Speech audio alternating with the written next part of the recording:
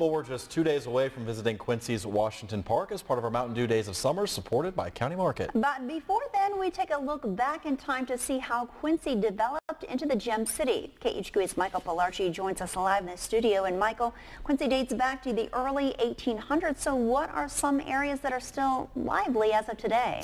Ross, Roger, to my surprise, pretty much everything.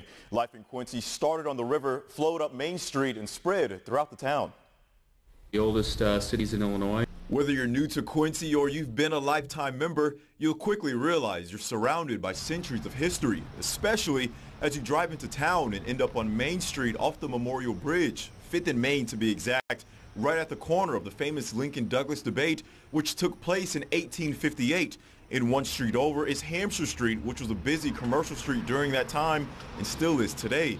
But making sure Quincy continued to develop was a huge responsibility, so big that only 51 people took it upon themselves to become the mayor of Quincy and help make the Gem City what it is today. It all started with Quincy's first mayor, Ebenezer Moore, in 1840, who's no kin to Quincy's current mayor, Kyle Moore, but both have the same mentality to develop Quincy as the gem it truly is. Their job as mayor didn't stop when they left office. You know, they continue to serve the community, and that's a legacy that I want to continue. Speaking of serving the community, there's no organization that's done that better than Blessing Hospital. The hospital opened in 1875 in a 2-story brick building with a total of 20 beds. Now, the health facility serves well over 250,000 outpatients each year. Since emerging with St. Mary's Hospital in 1993, Blessing Hospital continues its history of helping those in need. We're here to take care of the patients that have sought our care for the last 140 years, and our plan is to continue to do that for the next 140 years. Once those patients were fully cured, what better way to get back in the groove of things with live entertainment?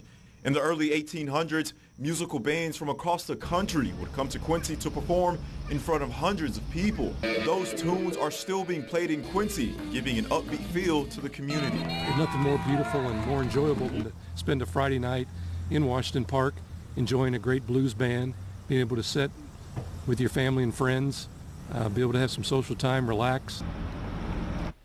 Now, despite all of those changes throughout the years, one thing about Quincy that hasn't changed is the train service. According to the book Then and Now Quincy, Illinois, the city's passenger service has its peaked in 1929. Now, that service continues today as thousands use the trains in and out of Quincy each year. Reporting in the studio, Michael Pilarchi, KHQA News. All right, Michael, thanks for that. And we want to remind you to come join us this Thursday in Washington Park as part of our Mountain Dew Days of Summer, supported by County Market. Feel free to join us about 4:30 in the afternoon as we'll broadcast live at 5 and 6 from the park.